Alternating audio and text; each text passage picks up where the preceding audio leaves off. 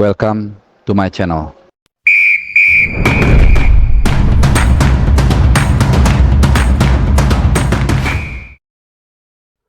Halo, selamat hari Minggu, salam sehat juga buat teman-teman semua, khususnya pecinta tim nasional Indonesia.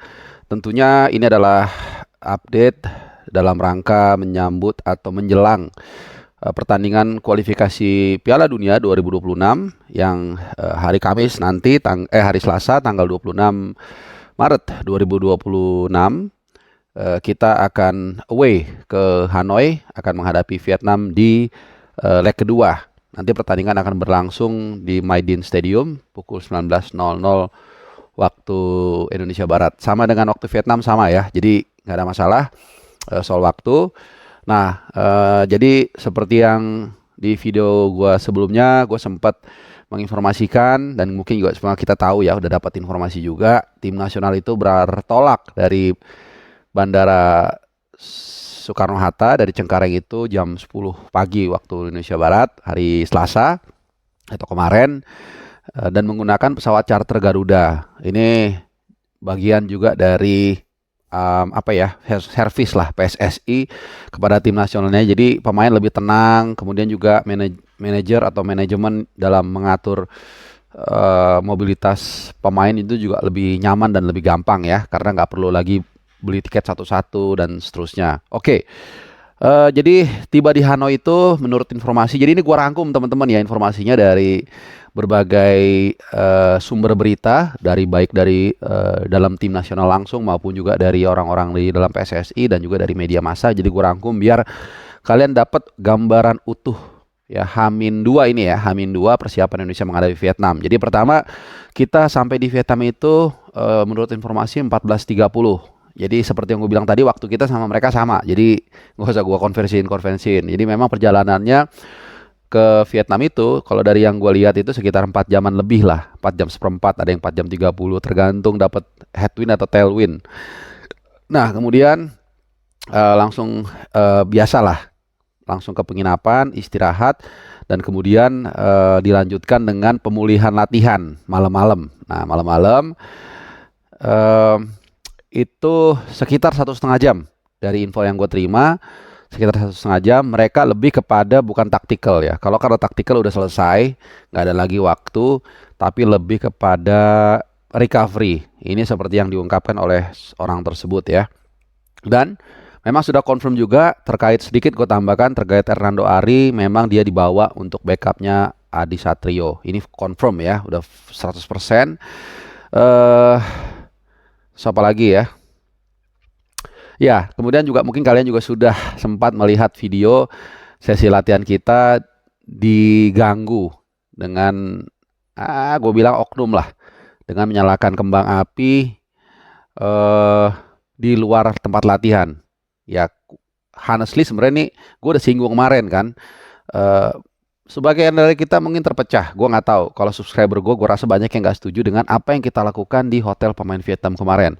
Gue yakin semua lu nggak semua lu setuju, tapi juga banyak yang lu nggak setuju sama, bener gak kalimat gue ya? Intinya pasti lu banyak kan yang nggak setuju. Walaupun ada yang setuju dengan apa yang kita lakukan di hotel pemain Vietnam kemarin. Gue udah bilang, pertama itu kampungan, kedua kita mulai duluan, ya kan? Ketiga, kita harus terima konsekuensi kalau kita digituin. Jadi jangan kita mau gangguin orang, ya, tapi nggak mau nerima konsekuensinya, dan itu dilakukan. Masih mending pas latihan, karena latihan kan mungkin kalau ada fireworks gitu atau kembang api malah lebih seru ya. Tapi kalau lagi tidur kan pasti keganggu juga gitu. Jadi sekali lagi jangan mulai duluan dan jangan kampungan. Menurut gua ya, kalau kita salah kita harus bilang salah ya, biarpun itu teman kita gitu ya. Sama satu lagi, ketika lagu kebangsaan. Ini sedikit gue cerita ya sebelum ngalor ngidul. Pas lagu Vietnam dikumandangkan, banyak fans kita yang bukan hanya menyoraki tapi tidak berdiri. I'll let you know ya.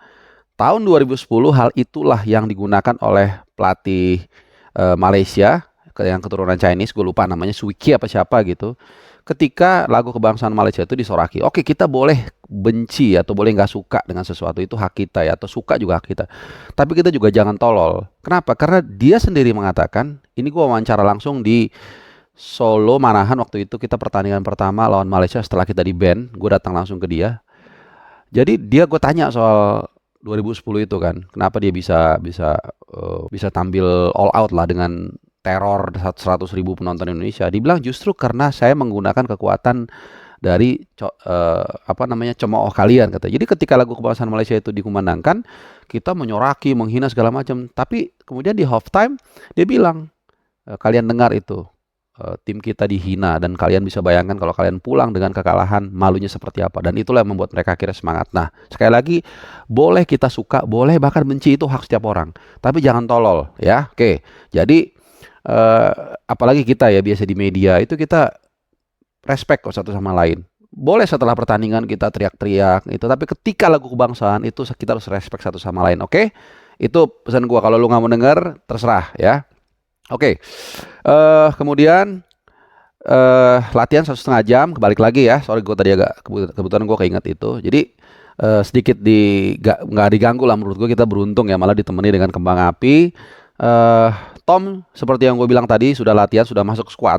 Artinya dia hampir pasti dimainkan. Dan kalau kita lihat dari susunan pemain yang ada dan yang tidak ada, maka Tom akan paling pas ya, dia menggantikan mungkin Ivar Jenner. Cuman Ivar Jenner kan punya naluri defensif yang lebih bagus ya. Ini yang menjadi kekhawatiran gua. Apakah dia akan diduetkan dengan Hafner? Siapa namanya si Tom, supaya ada lebih kuat bertahan. Kemudian di belakangnya mungkin ya digantikan pemain lain, gua nggak tahu. Tapi Tom pasti main nanti. Kemudian Ragnar juga. Nah, dua pemain ini masalahnya adalah nalurinya lebih menyerang. Jadi nanti kalau mereka dimasukkan, kita nggak tahu siapa yang akan bertahan ya, karena kita juga perlu satu pemain yang kuat bertahan. Kalau di kanan sih gue rasa Yaakob Sayuri, kemudian Rafael Strike bisa di kiri, dan Ramadan Sananta mungkin target man, atau Rafael Strike dikembalikan sebagai target man gitu, karena dia belum dapat nih formulanya Rafael Strike. Kemarin ditaruh di kiri, kemudian dia hanya bisa melepaskan satu shot on goal atau dua mungkin ya, bahkan satu shot on goal itu terjadi setelah pertandingan berlangsung hampir setengah jam ya, jadi cukup lama. Oke.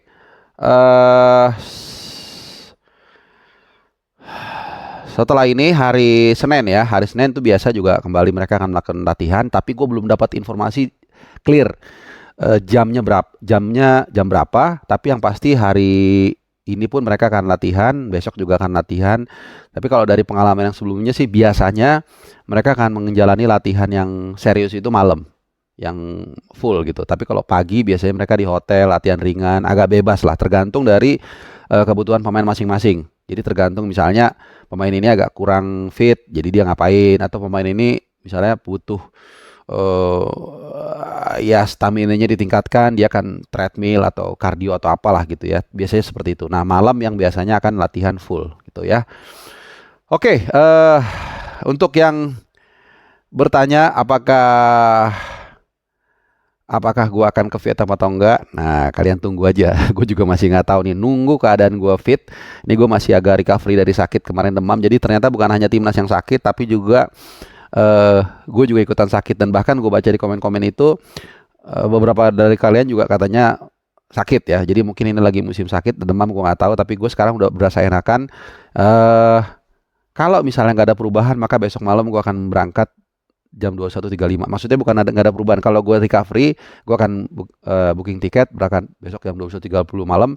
Sampainya tapi besok siang jam 12. Jadi akan transit sekitar 10 jam di Kuala Lumpur. Nah, di situ mungkin gue akan bikin konten juga ya, ngupdate suasana timnas dari informasi teman-teman yang ada di lapangan. Dan baru tanggal 26-nya gue akan report langsung suasana keadaan pertandingan Indonesia menghadapi Vietnam. Dan gue yakin harapan kita semua kita akan menang, dan semoga kita lanjut ke third round. Dan di sana harapan kita selangkah lagi untuk menuju Piala Dunia. Who knows, who cares? Yang penting kita bisa melaju ke sejauh mungkin di kualifikasi Piala Dunia. Yang pasti dukungan kalian sangat luar biasa, fans Indonesia. Terima kasih, itu update dari gue dulu. H-2 Indonesia menghadapi Vietnam. Semoga bermanfaat dan jaga kesehatan kalian ya. Ciao.